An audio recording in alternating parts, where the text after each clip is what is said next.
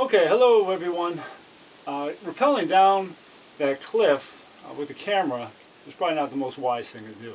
So I don't think I'll climb with this camera either. So anyway, but once you have this top rope set up, which I do have, you set up an anchor, you rappel down, you take one end of your rope and tie in a figure 8. And there's a lot of good knot tying videos all about, so I'm not going to go over that. But it goes through your harness, through the webbing of the harness, and back through.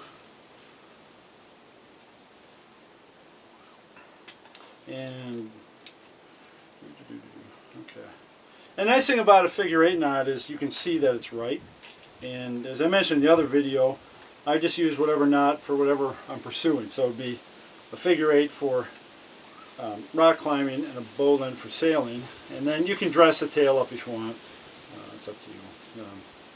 We'll stop or not. And then the other person takes that ATC that I used before,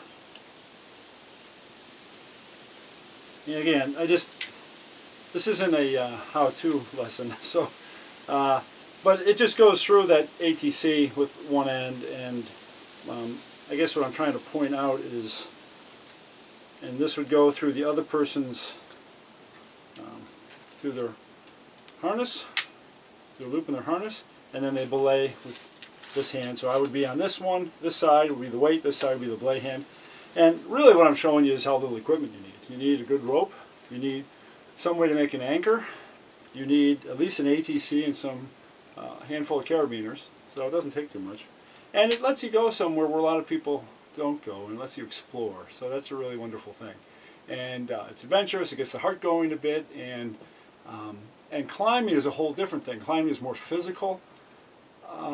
You can have problems with your hand giving out, the strength, you have burnout in your hand, which is really an interesting phenomenon when you lose your grip strength after climbing for a while. You're trusting in a collection of touch points, between your feet and your hands. It's really weird. So, we usually trust our feet for holding us up, and in climbing, obviously, you're trusting other things, and sometimes some very small ledges. And obviously, I'm not a world-class climber in the slightest, so small ledges for me have to be, something I can see. But the shoes help a lot too, and I have those with me. I'm not going to put them on here. Let me.